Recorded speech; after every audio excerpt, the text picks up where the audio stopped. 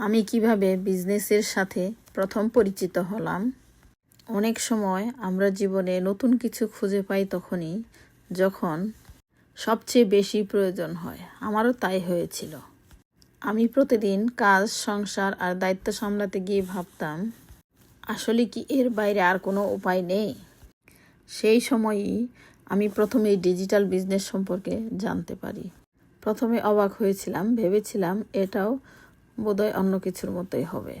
কিন্তু ধীরে ধীরে বুঝতে পারলাম এখানে অন্য কিছু আছে। স্বচ্ছতা, সঠিক গাইডলাইন এবং কাজ করার নতুন সুযোগ।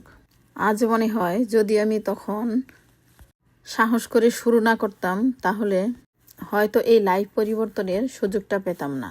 আপনার জীবনে কি কখনো এমন কোনো সুযোগ এসেছে যেটা প্রথমে অবিশ্বাস্য মনে হলেও পরে সেটা সত্যি হয়ে গেছে?